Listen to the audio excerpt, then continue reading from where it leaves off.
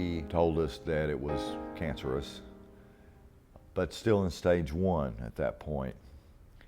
And he thought surgery could save me, but I needed to see an oncologist for a referral to a surgeon.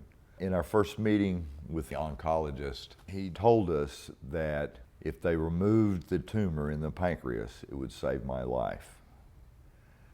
And that it was still early enough to do that. It's still early enough to do that at that point. I had no insurance. The surgeon wanted a little over $10,000 in advance, cash, to perform the surgery. UMC also wanted around $6,000 cash in advance before they would schedule the surgery. That's why it took so long. So my friends did fundraisers, and we raised the money to do that, and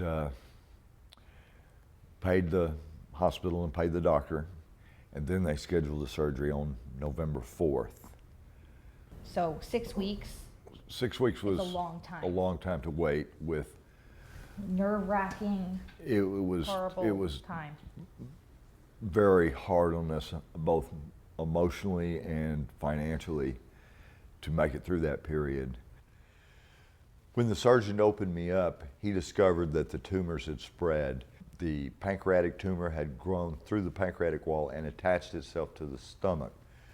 There were numerous tumors in my liver, a spot in the kidney that was yet unknown at that point, and the pancreatic tumor had attached to the spleen and was involved with the arteries. The bottom line was they had to pull the cameras out, pull their instruments out, sew me back up, and discontinue the surgery because it had spread. At that point, they diagnosed it as stage 4. While I was still in recovery, the doctor took my wife Kathy to the side, told her to give me palliative care. There was nothing more that could be done with surgery, and that any further treatments would have to go through the oncologist. That was so horrible. It was very difficult to take.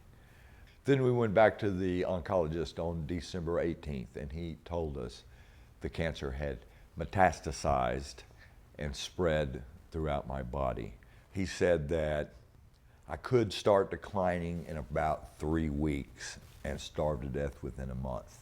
There was nothing they could do, that he could not cure me of stage 4 pancreatic cancer. There was no cure.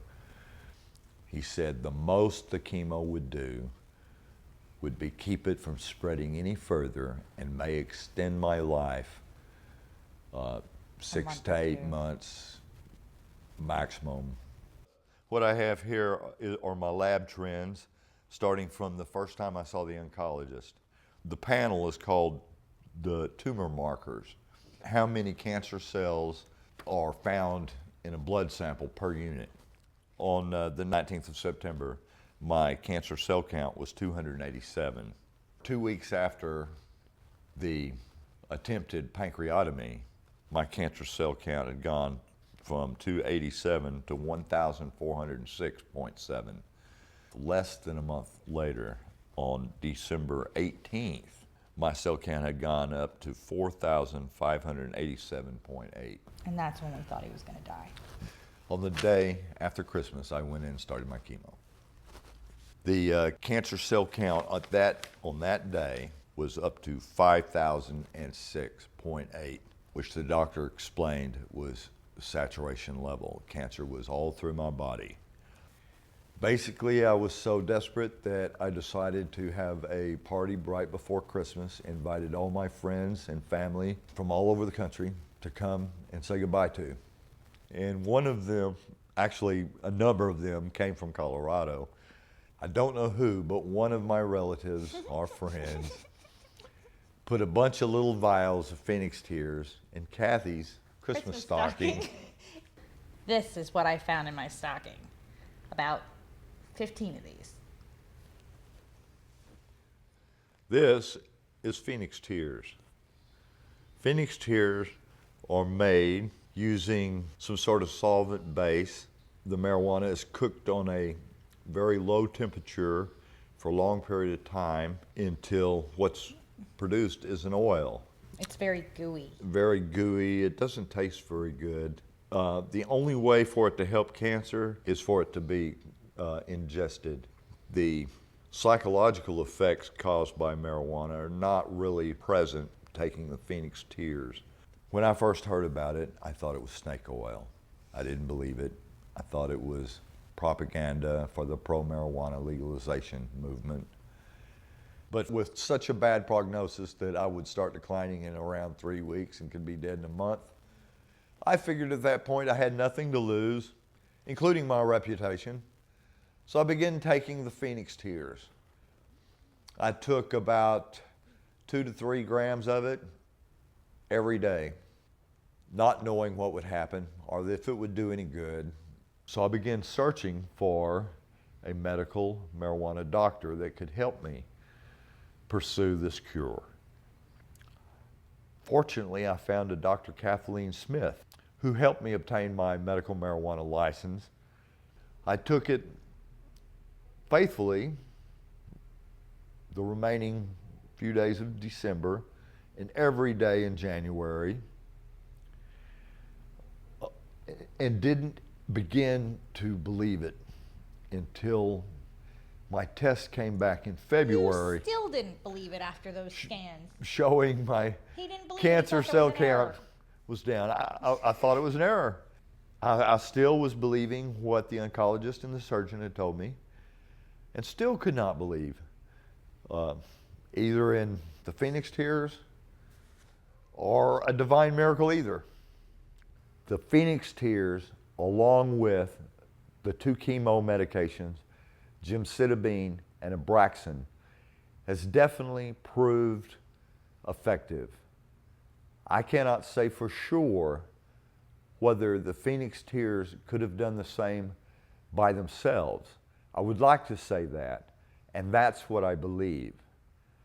But the fact is, together, the 3 of those have eaten up, disintegrated my cancerous tumors.